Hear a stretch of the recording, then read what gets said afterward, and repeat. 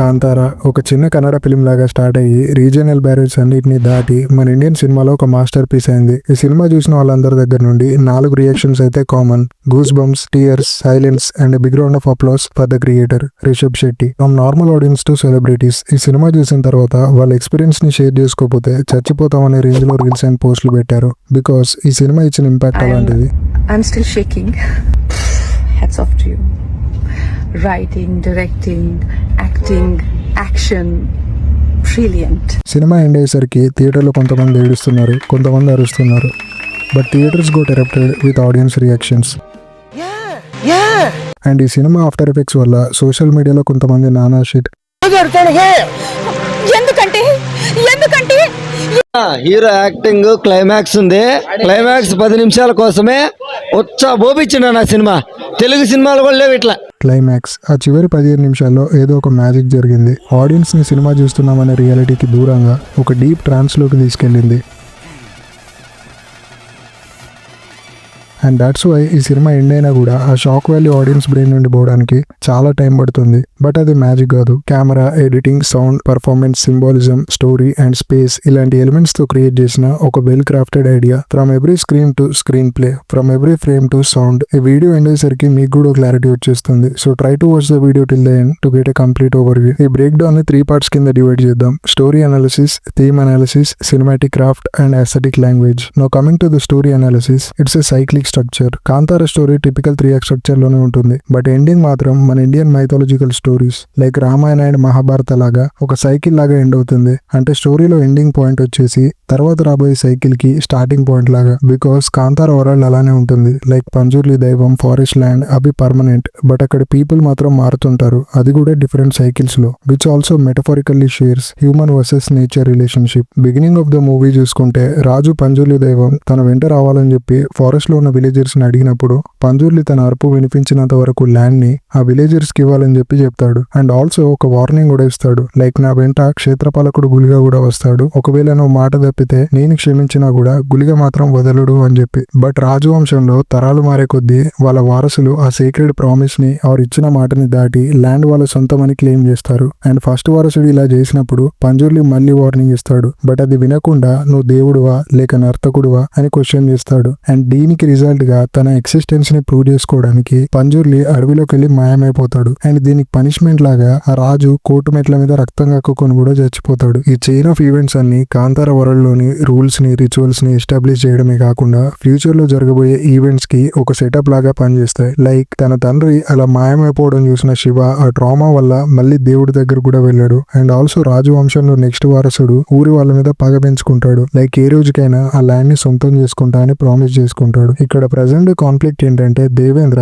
తన యాన్సెస్టర్ లాగే మళ్ళీ అదే తప్పుని చేస్తున్నాడు. ఎట్ ద ఎండ్ వాళ్ళ నాన్న లాగే చేసిన తప్పుకి దేవుని చేతిలో చనిపోతాడు. నౌ కమింగ్ టు శివ, వాళ్ళ నాన్న డిసపియర్ అయిపోయిన ట్రామా వల్ల తన ఫ్యామిలీ కల్చరల్ రెస్పాన్సిబిలిటీని గాలికి వదిలేసి ఒక నాస్తికుడిలా తయారవుతాడు. బట్ డ్యూరింగ్ ద జర్నీ తన తప్పుని రియలైజ్ అయ్యి తనలోని ఈగోని దైవానికి సరెండర్ చేస్తాడు. అండ్ ఈ ట్రాన్స్ఫర్మేషన్ నే మనం క్లైమాక్స్ లో చూస్తాం. బికాస్ క్లైమాక్స్ లో భూతకుల పర్ఫామ్ చేసిన తర్వాత వాళ్ళ నాన్నని కలిసి తనలాగే మాయమైపోతాడు కూడా. ఈ 2 జనరేషన్స్ లో పీపుల్ మారారు, బట్ ప్రాబ్లం మాత్రం మారలేదు. అండ్ కాంతార వరల్డ్ అందులోని దైవం, ఫారెస్ట్ ల్యాండ్ అండ్ అక్కడి రిచువల్స్, రూల్స్ మారలేదు. కాబట్టి ఇది క్లోజర్ కాదు, continuity of secret tradition and rituals beyond human consciousness. Now coming to the thematic analysis, పైకి god versus human ego story అనిపించినా కూడా ఇది ఒక nature versus human story. And Kantara మన నాయనమ్మ తాతయ్యలు చెప్పే పురాణాలు, దేవుళ్ళ కథలన్నీ మిత్ మాత్రం కాదు అని ప్రూవ్ చేసే ఒక స్టోరీ. ఆల్సో నేచర్ ని దైవం లాగా ఒక కాన్షియస్ పవర్ తో ప్రజెంట్ చేసింది in the form of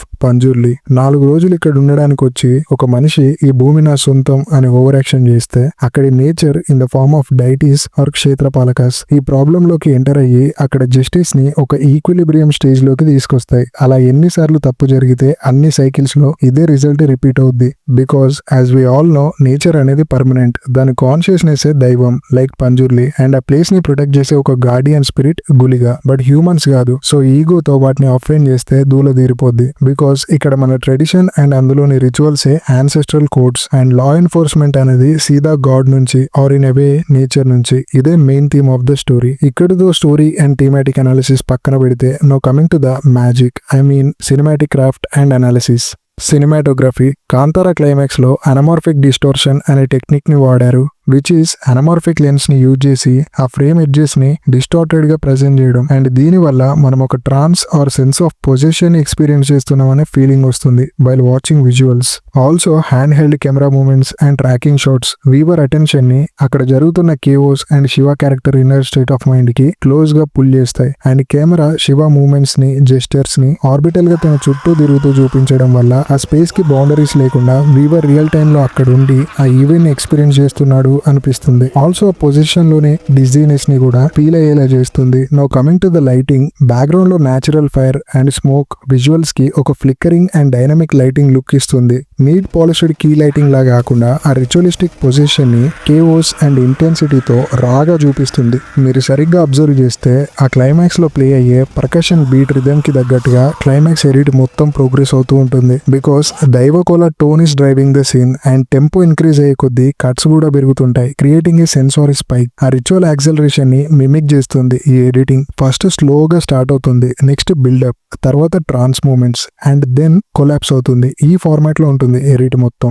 Shiva possession ని విజువల్ కంటిన్యూటీ బ్రోక్ చేసి jump cuts and fractured visuals తో చూపించారు. Traditional eye line or frames కాకుండా డిఫరెంట్ యాంగిల్స్ లో కట్స్ జంప్ అవుతూ ఉంటాయి. అండ్ ఈ ఎఫెక్ట్ వల్ల అక్కడ స్పేస్ ఉందనే లాజిక్ ని దాటి ఒక non linear mental state of trance లోకి ఎంటర్ అవుతాం. ఆల్సో శివ బాడీ మూమెంట్స్, తన gestures and possession body language ని క్యాప్చర్ చేయడానికి డిజైన్ చేసినట్టుగా మ్యాచ్ కట్స్ ఉంటాయి. దట్స్ వై మనం కూడా Shiva deity possessed body movements ని చాలా రియలిస్టిక్ గా ఫీల్ అవుతాం. Now coming to sound design and music. ఈ క్లైమాక్స్ లో సైలెన్స్ ని కూడా ఒక షాక్ లాగా ప్రెజెంట్ చేశారు. సరిగ్గా అబ్జర్వ్ చేస్తే శివ బాడీ ఫుల్ పొజిషన్ లోకి ఎంటర్ అయ్యే కొన్ని సెకండ్స్ ముందు అన్ని సౌండ్స్ డ్రాప్ అవుతాయి ఫర్ ఎ మూమెంట్. దెన్ ఆ సైలెన్స్ ని ఒక వాక్యూమ్ లాగా యూజ్ చేసుకుని ఫిలిం బిగినింగ్ లో పంజులు చెప్పిన డైలాగ్ వస్తుంది ఒక చిన్న ఈకోతో. దెన్ ఫస్ట్ స్క్రీన్ పడుతుంది విచ్ ట్రిగర్స్ షాక్ వాల్యూ. తర్వాత శివ నుండి డైటీ వాయిస్ అనేది డైరెక్ట్ గా స్టార్ట్ అవుతుంది, బట్ కంపారిటివ్లీ లో పిచ్ అండ్ మోర్ ఈకోతో. ఈ వాయిసెస్ లో అగ్రెషన్ ఎక్కువ ఉంటుంది బికాస్ ఇది ఆ ప్లేస్ ని ప్రొటెక్ట్ చేసే క్షేత్రపాలకుడు గులిగాన్ ఉంది కాబట్టి.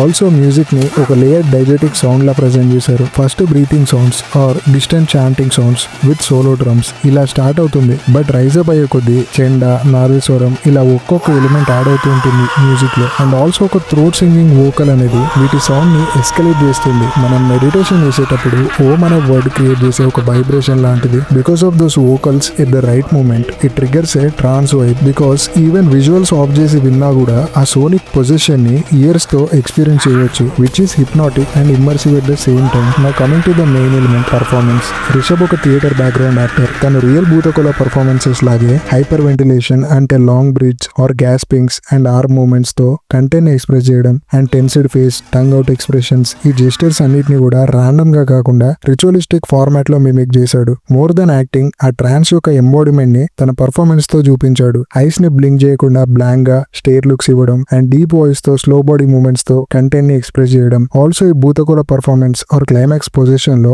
డైలాగ్ పార్ట్ అనేది జీరో ఉన్నా కూడా sound, gestures and body movements తో ఆ పొజిషన్ ని at the same time story theme ని ఒక టాప్ నాచ్ పర్ఫార్మెన్స్ తో ప్రజెంట్ చేశాడు, విచ్ ఈస్ బియాండ్ యాక్టింగ్. ఇలాంటి ఎలిమెంట్స్ అన్నిటిని కంబైన్డ్ గా ఒక పీక్ పొటెన్షియల్ తో ప్రజెంట్ చేస్తే అవుట్పుట్ అనేది ఒక unforgettable climax of Indian cinema. So next time film చూసినప్పుడు నేను చెప్పిన ఎలిమెంట్స్ అన్నిటిని కొంచెం నోటీస్ చేయడానికి ట్రై చేయండి. You will get the genius of craftsmanship behind this masterpiece. Thanks for watching the video. ఛానల్లోని మిగతా కంటెంట్ మీద కూడా ఒక లుక్ చేయండి. If you find this video useful, మీ ఫిల్మ్ మేకింగ్ ఫ్రెండ్స్ కి ఈ వీడియోని షేర్ చేయడానికి ట్రై చేయండి. Cinema club signing of.